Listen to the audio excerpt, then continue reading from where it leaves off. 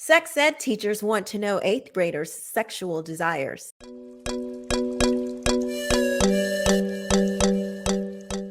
What's up, everybody? I'm Quisha King. Welcome back to my channel. And today we're talking about this story that was on Daily Mail, UK, where eighth graders, I'm going to read you the headline.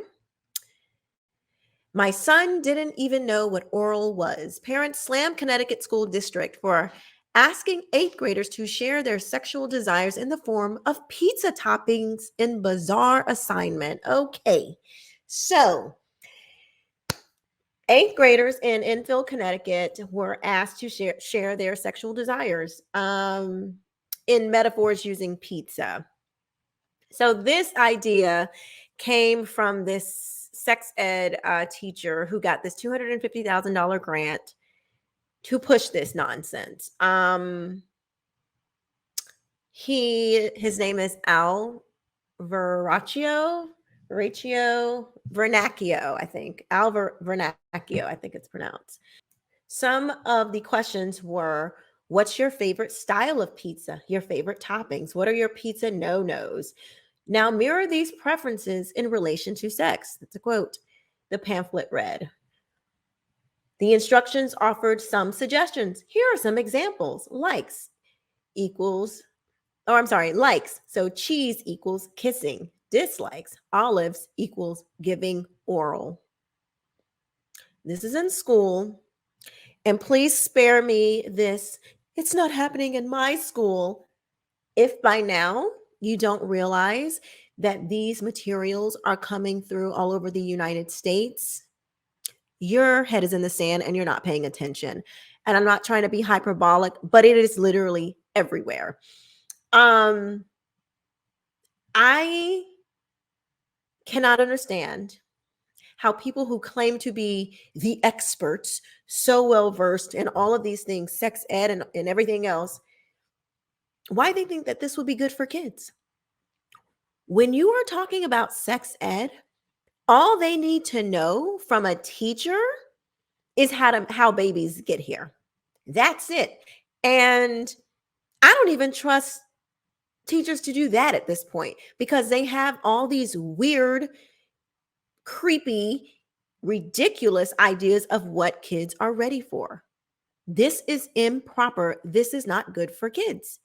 I don't know when we stop knowing that kids have a natural innocence, that they shouldn't be pushed into things like this. So I want to read you Al's synopsis from his book that he wrote, For Goodness Sex. Okay, so let's read this here. The thing about this is that people like Al, progressives,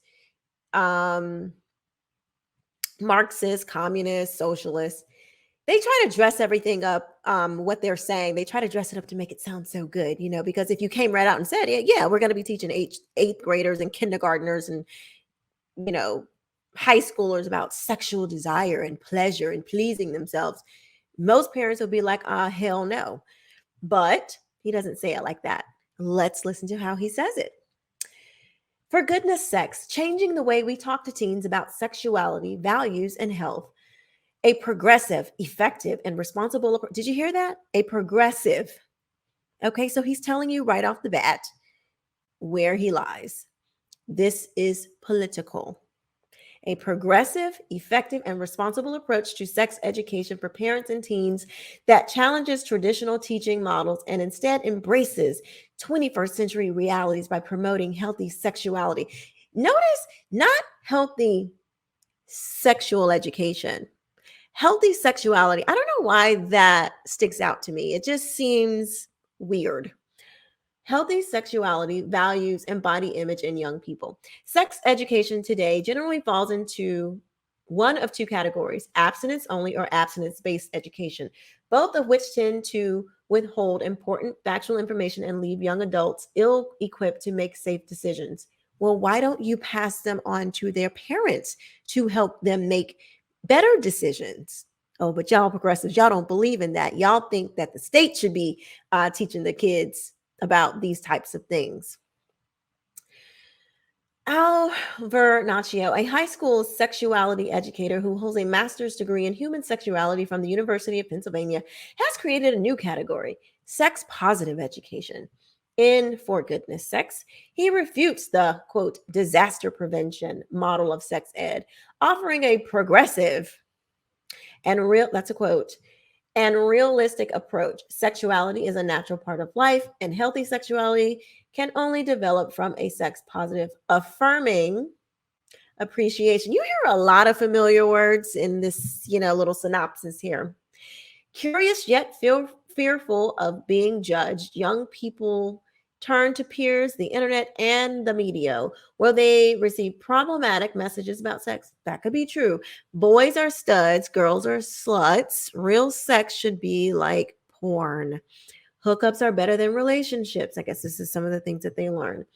Without a broader understanding to offset these damaging perceptions, teenagers are dangerously unprepared intellectually and emotionally to grow and develop as sexual beings. For Goodness Sex offers the tools and insights adults need to talk young people and help need to talk to young people and help them develop healthy values and safe habits with real life examples from the classroom, exercises and quizzes, and a wealth of sample discussions and crucial information.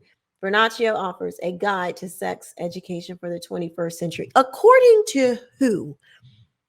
According to him, he has a progressive idea of what teaching children about sex should be like. And clearly, we're not talking about how to make babies, this is a process of how babies get here. We're talking about sexual desires. I'm sorry,